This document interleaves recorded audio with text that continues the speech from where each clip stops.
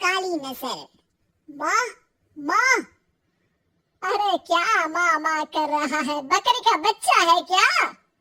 अरे माँ मजाक छोड़ो, मुझे फाइनली वो मेन चौराहे वाली दुकान मिल गई है। अब देखना, आपका बेटा दुगनी स्पीड से पैसा कमाएगा। ओफो, ये क्या? मेरी ऑनलाइन मेकअप क्लास चल रही है। इतनी जोर से क्यों बोल रहे हो आप दोनों? अरे मेरी धर्म पत्नी जी, मेकअप क्लास बाद में करना। वो चौराहे वाली दुकान मिल गई है हमको। अरे वाह, रुको, मैं अपनी माँ को फोन लगाकर बता देती हूँ। अरे मैं भी अपने रिश्तेदारों को बता देती हूँ। कितनी खुशी की बात है। हाँ हाँ, मैं भी अपने दोस्तों को बता देता हूँ। एक हफ्ते बाद रजिस्ट्री है। बस घर में खुशी का मौका था।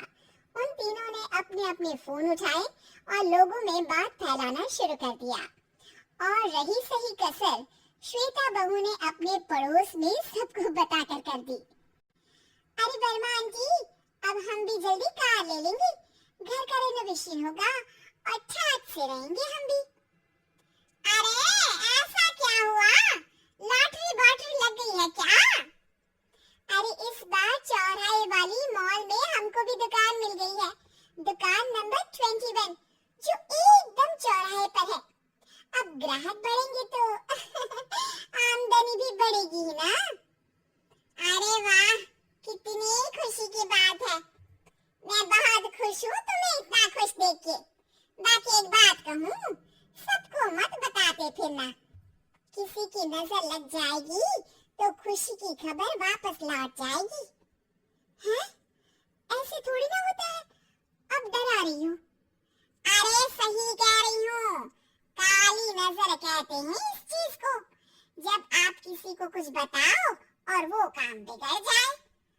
अरे लेकिन मैं तो, तुमने सबको बता दिया ना।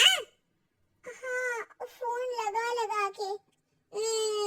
अब बच के रहना, काली नजर बड़ी खतरनाक होती है। श्वेता इतनी खुश रहती है कि वो वर्मा आंटी की बात पर ध्यान ही नहीं देती, जबकि पड़ोस में और भी लोगों से खुशी की खबर शेयर करती रहती है। अगले दिन राजेश बहुत दुखी होकर घर आता है। अरे बेटा, क्या हुआ? मुंह क्यों सूजा हुआ है? मधुमक्खी ने काट लिया क्या? माँ, वो दुकान किसी और के पास चली गई।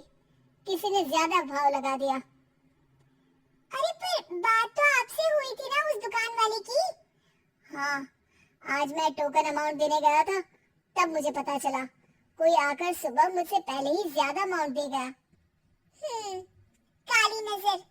क्या कहा? वर्मा आंटी ने समझाया था कि किसी को बताना मत, वरना काली नजर लग जाएगी। अच्छा, तुम्हें उनकी बात मान लेनी चाहिए थी। उनकी बात मान लेती, लेकिन उसके पहले ही सबको बता चुके थे ना हम तीनों। अरे अगली बार से ध्यान रखेंगे। कोई भी नई चीज होगी तो किसी को नहीं बताएंगे। तीनों कुछ दिन ऐसे ही रहते हैं, पर एक दिन श्वेता को एक मेल आता है। राजेश, मेरा ऑनलाइन मेकअप कोर्स कंप्लीट हो गया। अब मैं खुद का पार्लर खोल सकती हूँ। अरे वाह, अपने मोहल्ले में ही खोलते हैं। ये जो घर के सामने दुकान है ना, वहीं। हाँ, यहाँ सस्ती भी मिल जाएगी। अगले दिन श्वेता वर्मा आंटी के पास जाती है मिठाई का डब्बा लेकर। अरे आओ आओ, कैसे आना हुआ? जोर से नहीं बोलूंगी। वो सामने वाली दुकान है ना, वहाँ मैं अपनी पार्लर की दुकान खोलने वाली हूँ, उसकी मिठाई है। अरे वाह, बहुत बधाई हो तुमको। हाँ, मैं कमाने लगूंगी तो राजेश पर पूरे घर का बोझ नहीं रहेगा ना आंटी जी। ये तो है, पर ये बता कि तूने ये बात किसी और को तो नहीं बताई ना? अरे नहीं, पिछली बार गलती कर दी थी। काली नजर लगी किसी की और राजेश के हाथ से वो दुकान चली गई थी। सबको मत बताना। चलो मैं चलती हूँ, कल दुकान की बात करने भी तो जाना है। अगले दिन श्वेता दुकान के लिए मालिक से बात करने जाती है। अरे लेकिन दुकान तो हम कल रात को ही किसी को दे चुके हैं। कल ही? हाँ कल ही। 2 दिन बाद कोई यहाँ पार्लर भी खोल लेगा। अब कहीं और दुकान देख लीजिए। अरे पर हमको भी तो पार्लर ही खोलना था। भाई एक ही दुकान है, आधी आधी तो नहीं दे सकता ना मैं। राजेश और श्वेता घर पर हताश होकर आ जाते हैं। इस बार तो किसी को बताया भी नहीं था, अब किसकी काली नजर लग सकती है? सुनो, तुमने माँ को बताया था क्या? अरे कैसी बात कर रही हो, माँ की नजर थोड़ी ना लगेगी। पक्का तुमने किसी को नहीं बताया था ना? सिर्फ वर्मा आंटी को बताया था, उन्होंने ही मुझे किसी को नहीं बताने को कहा। अरे यार तुम भी सही हो, मेरी माँ को नहीं बताने को कह रही हो, पर वर्मा आंटी को बताना तुम्हें जरूरी लगा। अरे वर्मा आंटी ने ही तो काली नजर के बारे में बताया था ना, वो हमेशा हमारा भला ही तो चाहती है। मेरी माँ भी हमारा भला ही चाहती है। अरे पर चिल्ला क्यों रहे हो, बात नहीं कर सकते क्या आराम से? नहीं आता आराम से बात करना, और करना भी नहीं चाहता हूँ मैं। दुकान जाने का दुख गुस्से में बदल गया था और राजेश और श्वेता में बात बंद हो गई थी। 2 दिन बाद मोहल्ले में पार्लर का इनॉग्रेशन हुआ, जिसमें मोहल्ले के सभी लोगों को बुलाया गया, पर श्वेता, राजेश और माँ नहीं जाते। माँ अंदर आ जाओ, क्या देख रही हो? अरे नया पार्लर देख रही हूँ अपने आंगन से। देखो, माँ को दूसरे का सुख देखने में कितना मजा आ रहा है, मेरा दुख नहीं दिख रहा इन्हें। यहाँ मेरा पार्लर भी तो हो सकता था। अरे चुप रहो यार, हर बात में लड़ाई क्यों ढूंढ रही हो? राजेश और श्वेता फिर बहस करने लगते थे, तभी माँ ने दोनों को बाहर बुलाया।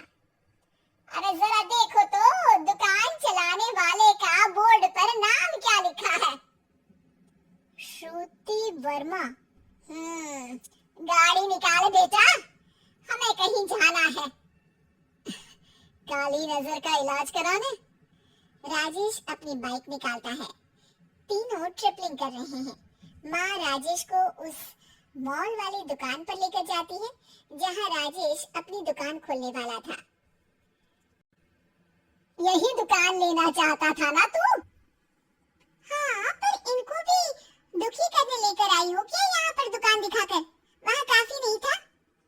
अरे श्वेता थोड़ा सब्र रख, अभी पता चलेगा कि हम यहाँ क्यों आए हैं। बता, इस दुकान चलाने वाले का नाम क्या है? अनुपम वर्मा। कुछ समझ में आया? वो दुकान वाली श्रुति वर्मा, ये दुकान वाला अनुपम वर्मा, और हमारे पड़ोस में हमने उस दुकानों के बारे में बताया किसको था? वर्मा आंटी को। मतलब वर्मा आंटी ही हमारा काम बिगाड़ रही है? नहीं नहीं, ऐसा नहीं हो सकता, ये बस इत्तेफाक है। राजेश अपना फोन निकालता है और श्रुति वर्मा और अनुपम वर्मा के नाम फेसबुक पर सर्च करता है, जहां ये दोनों ही वर्मा आंटी के रिश्तेदार होते हैं। श्वेता को समझ में आ जाता है कि वर्मा आंटी की ही नजर खाली नजर है। अब क्या करना है? कोई भी खुशी की खबर हो तो काली नजर से बचना है, यानी वर्मा आंटी से बचना है। अरे पर मुझे ये समझ में नहीं आया कि वो हमारे साथ ऐसा क्यों करेंगी? अरे बेटा, एक सीख है, दूर के आदमी को आपकी तरक्की से कम परेशानी होगी, पड़ोसी को ज्यादा। दोनों माँ की बात में हामी भरते हैं और अगला काम चुपचाप करने की कसम खाते हैं, ताकि आगे से वर्मा आंटी कोई काम ना बिगाड़ सके।